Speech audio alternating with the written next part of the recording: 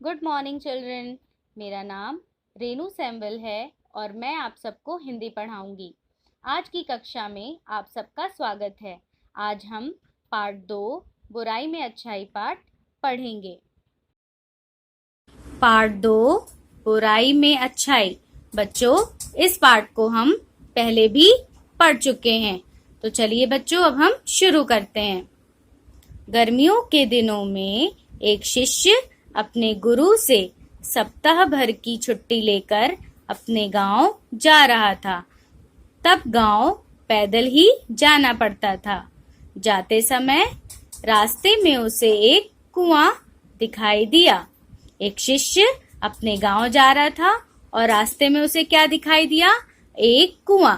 शिष्य प्यासा था, इसलिए उसने कुएं से पानी निकाला और अपना गला तर किया।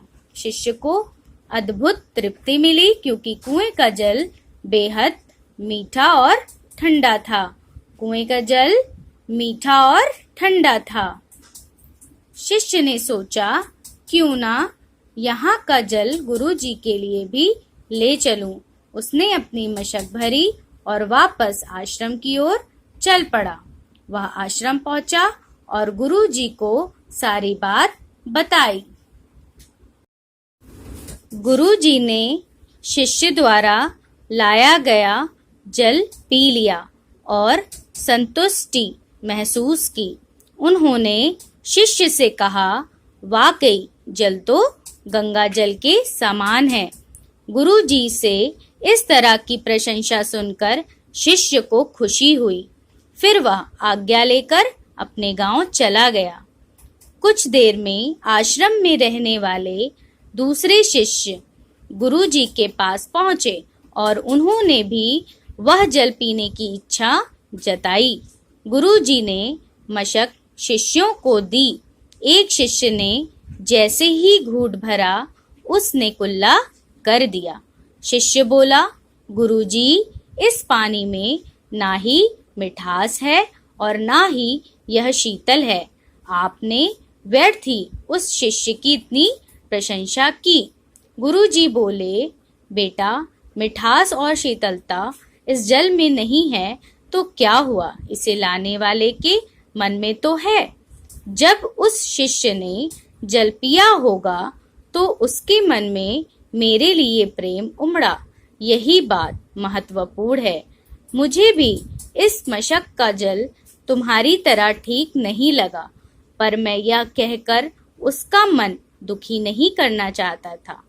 हो सकता है जब जल मशक में भरा गया तब वह शीतल रहा हो और मशक के साफ न होने पर यहाँ तक आते आते यह जल वैसा नहीं रहा। पर इससे लाने वाले के मन का प्रेम तो कम नहीं होता है ना। शिष्यों को गुरुजी की बात समझ आ गई और वे चुपचाप अपने कक्ष की ओर चले गए। तो बच्चों, आज हमने पार्ट 2 बुराई में अच्छाई पाठ पढ़ा। आप सभी इस पाठ को दोहराएंगे। बच्चों, आज हम लिखना सीखेंगे किसने किससे कहा। सबसे पहले हम आज की डेट लिखेंगे किसने किससे कहा। नंबर 1, वाकई जल तो गंगा जल के समान है। गुरुजी ने शिष्य से कहा। नंबर 2, गुरुजी, इस पानी में ना ही मिठास है और ना ही यह शीतल है। शिष्य ने गुरुजी से कहा। बच्चों, आप न्यू पेज पर लिखेंगे वाक्य प्रयोग। नंबर 1, गुरु, हमें अपने गुरु का आदर करना चाहिए। गुरु को आप अंडरलाइन करेंगे। नंबर 2, शीतल, कुएं का जल शीतल होता है। शीतल को आप अंडरलाइन करेंगे। तो बच्चों, आज हमने सीखा किसने किससे कहा और वाक्य प्रयोग। तो बच्चों, आज की कक्षा हमारी यहीं समाप्त होती है। धन्यवाद।